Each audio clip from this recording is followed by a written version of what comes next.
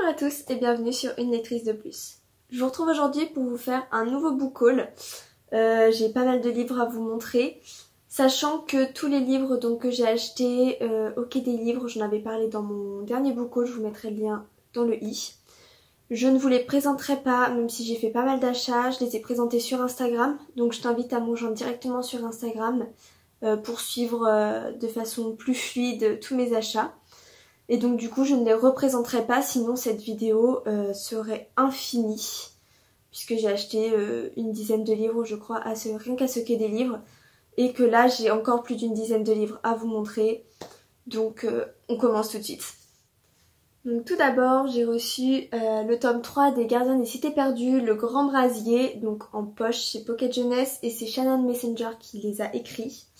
J'ai lu le tome 1 que j'ai adoré, j'ai le tome 2 dans ma palle que je compte lire très bientôt et mon copain m'a offert le tome 3 comme il sait que j'allais adorer. Donc j'ai hâte de lire le tome 2 pour pouvoir continuer les aventures de Sophie qui m'avait transportée dans ma première lecture et je n'entends que de bons avis sur la suite des romans, donc j'ai vraiment hâte de me lancer. Mes achats suivants, il s'agit des 3 premiers tomes des mangas Shadows House de Somato. Donc c'est les 3 qui sont déjà sortis, le 4 sort en janvier prochain si je ne me trompe pas. À la Fnac je les ai vus, j'ai complètement craqué sur leur couverture depuis un moment. Et il y a peu j'ai vu l'avis donc des lectures de Chloé sur Instagram, qui est aussi sur YouTube. Qui ne disait que du bien de cette histoire, donc quand je suis allée à la Fnac j'ai regardé un petit peu plus en détail et j'ai complètement craqué, donc j'ai pris les 3 tomes directement. Je viens de finir le deuxième et je ne regrette pas du tout cet achat. Donc dans ces mangas on suit Emilico, donc qui est juste ici, qui est la poupée vivante donc de Kate qui est là. Et en fait, Kate fait partie de la famille des Shadows, donc elle n'a pas de visage. Et pour la représenter, ils ont des poupées vivantes.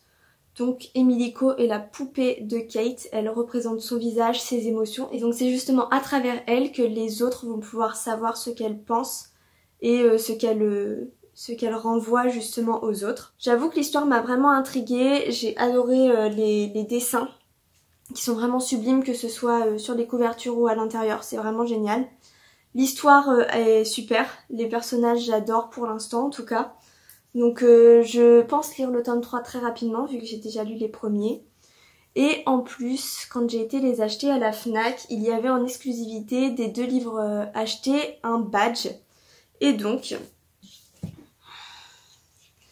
j'ai pu avoir, lui il est à l'envers, ces 2 petits badges. Donc normalement c'était un et la vendeuse m'a laissé le choix comme j'étais la première. Elle m'a dit prends-en un deuxième si il y en a un deuxième qui tente. Donc j'ai pris ces 2 là qui sont vraiment juste trop beaux. Donc j'étais trop contente de ces achats. Et je regrette pas parce que vraiment c'est génial. Je vous en reparle bientôt dans un point lecture. Ensuite j'ai trouvé les 2 derniers tomes de La Maison de la Nuit. Donc le tome 11 Révélé et le tome 12 Sauvé de PC Cast et Christine Cast chez Pocket Jeunesse. Je ne vous présente plus cette saga, je vous en parle tout le temps. Il me manquait ces 2 derniers tomes que j'ai eu beaucoup de mal à trouver. Alors celui-ci je l'ai trouvé au Quai des Livres. Et celui-ci c'est encore une fois mon copain qui me l'a acheté. J'ai enfin ma saga de compléter et il me tarde de les lire pour savoir la fin des histoires de Zoé. Je vous fais pas vraiment de résumé parce que soit c'est des histoires que j'ai déjà, enfin des sagas que j'ai déjà présentées dans d'autres vidéos. Dans ces cas-là, je vous renvoie vers mes autres vidéos parce que ça sert à rien de s'étendre plus longtemps là-dessus. Et des moments, je ne vais pas connaître les résumés tout simplement, donc je ne vous les dirai pas parce que je veux pas me gâcher la surprise en fait. Ensuite, d'occasion aussi, j'ai trouvé Extincta de Victor Dixon, donc dans une petite boutique rouennaise. Je suis passée, j'ai vu le dos vert briller, je me suis arrêtée et j'ai vu que c'était Extincta, donc j'ai pas hésité vu que je le cherchais. Je sais juste donc que ça va parler de l'écologie et de notre monde. Il me semble que ça va mettre en situation le pire des scénarios écologiques. Je ne suis pas sûre de moi, je dis peut-être des bêtises. Mais j'ai découvert Victor Dixon avec Phobos et j'ai adoré et j'ai entendu que des avis positifs. Et cette couverture est juste magnifique. donc j'ai hâte de le lire. On continue avec Victor Dixon, donc toujours dans la collection R de chez Robert Laffont, La Cour des Ténèbres, donc le tome 1 de Vampiria. J'ai été le chercher dès sa sortie, hein, soyons clairs, je l'attendais depuis des semaines voire des mois. La couverture est encore une fois juste magnifique, les détails à l'intérieur sont juste magnifiques, donc c'est ma prochaine lecture. Disons-le, hein, je l'attends depuis tellement longtemps que je ne vais pas attendre plus. Encore une fois, je ne sais pas vraiment de quoi ça parle, je sais juste que ça se passe à l'époque de Louis XIV, il me semble, au château de Versailles, ça j'en suis sûre. Et que Louis XIV régnerait sur une société obscure de vampires ou quelque chose comme ça. J'adore les vampires, j'aime beaucoup tout ce qui est Louis XIV et tout ça, et j'adore Victor Dixon, donc normalement je devrais adorer ce livre. Ensuite, 2 livres découvertes, donc ce sont tous les deux des livres édités chez Bragelonne, pardon. Donc le premier, il s'agit de la trilogie steampunk de Paul Di Filippo, et le second, c'est Mycroft Holmes de Karen Abdul-Jabbar et Anna Waterhouse. C'est compliqué. J'ai complètement craqué sur ces 2 romans avec leurs tranches dorées et argentées. Je les ai trouvés aussi d'occasion, hein, comme quasiment tous mes livres. Et j'avoue que j'ai complètement craqué. Je l'ai trouvé tellement beau. Je connais pas du tout le style steampunk, mais je me suis dit que c'était l'occasion de découvrir. Et j'ai craqué sur la couverture. Et pour celui-ci, on parle de Sherlock Holmes, donc pas de Sherlock mais du coup de Mycroft, mais sur le même principe, on va suivre une enquête à la Sherlock Holmes justement. Et j'avoue être dans un bon mood enquête, donc quand je l'ai vu, pareil, il m'a fait très envie, donc je me suis dit pourquoi pas. Alors les livres que je vais vous présenter maintenant, je les ai pas achetés, c'est la maison d'édition Petit à Petit qui me les a offerts si l'on peut dire, parce que je vais réaliser un stage chez eux et donc à cette occasion, ma tutrice m'a donné quelques bouquins pour que je puisse m'imprégner de leur travail. Il s'agit tous de BD. Donc tout d'abord, j'ai reçu leur revue qui s'appelle Soif, donc c'est la numéro 2. Faut que je la lise, j'ai pas encore eu le temps de la lire, mais c'est un ensemble donc de docu-BD. Donc c'est de la BD documentaire en fait. Et du coup, j'ai hâte de découvrir ce qu'ils font dans cette revue. J'ai ensuite eu leur BD Genghis Khan et l'Empire mongol. Donc c'est une BD historique qui raconte justement l'histoire de Genghis Khan qui visiblement a conquis l'Europe ou quelque chose comme ça. Et c'est toujours sous un format docu-BD, donc en fait on a une BD et à l'intérieur de cette BD il y a des planches documentaires sur l'histoire, sur les territoires, enfin en fonction du sujet. Et je trouve ça hyper intéressant d'intégrer à l'intérieur de la BD des pages documentaires plutôt que de les mettre à la fin. Parce que ça permet de... En fait ça coupe la lecture et ça t'oblige un petit peu à les lire. Parce qu'en général on ne les lit pas vraiment les dernières pages. Et donc du coup je trouve ça intéressant, donc je vais découvrir Genghis Khan. Enfin, elle m'a offert le tome 2 de la série Bordeaux. Donc là il s'agit de La Fronde à nos jours.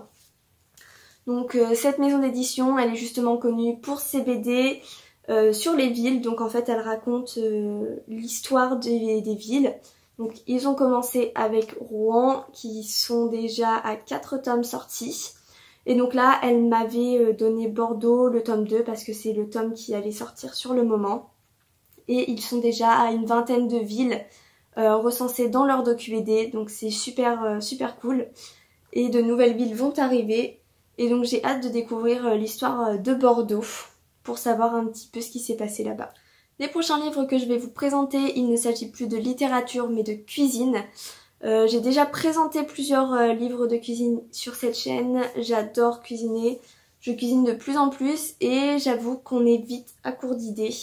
Et donc j'ai craqué là sur plusieurs livres de cuisine. Donc tout d'abord le deuxième livre de Thibaut Geoffrey, donc Mes recettes Elsie 2. J'ai adoré le premier, on a fait quelques recettes avec mon copain et en feuilletant celui-ci, même si on savait qu'on l'achèterait, On a vu pas mal de recettes qui nous intéresseraient, telles que des steaks de quinoa ou encore les fameux tenders à la façon KFC. J'adore ces recettes justement à Thibaut parce qu'il y a plein d'astuces pour remplacer la viande. Donc par exemple les steaks de quinoa. Parce que j'essaye de limiter la consommation de viande et c'est important de savoir par quoi la remplacer. Et du coup c'est hyper intéressant. Et il y a aussi quelques petites astuces, sport, tout ça. Donc c'est vraiment hyper complet et on adore. Ensuite, sans gluten en 4 ingrédients, donc aux éditions Mango. Pareil, j'essaye de limiter au maximum le gluten, donc c'est difficile. Mais je me dis que ça peut être plus facile si on a des recettes avec justement des ingrédients sans gluten, ça peut nous aider. Et donc tout est fait avec chaque fois 4 ingrédients seulement. Et je trouve ça hyper intéressant. Enfin, 2 tout petits livres de cuisine. Petits mais plutôt épais et assez lourds il faut dire. Donc il y a Veggie et il y a pour ce soir. Donc chacun est composé de 100 recettes. Et c'est publié aux éditions Hachette Cuisine. Donc c'est pareil, c'est des tout petits livres, mais où tout est vraiment très détaillé, étape par étape. Chaque recette est accompagnée d'une photo du plat justement, donc pour avoir une petite idée. C'est trié par saison, ou par temps de préparation, ou par nombre de personnes qui peuvent le manger. Certains plats peuvent se faire à 8, d'autres à 4. Je trouve ça hyper intéressant, c'est hyper complet, et ça donne vraiment que de bonnes idées.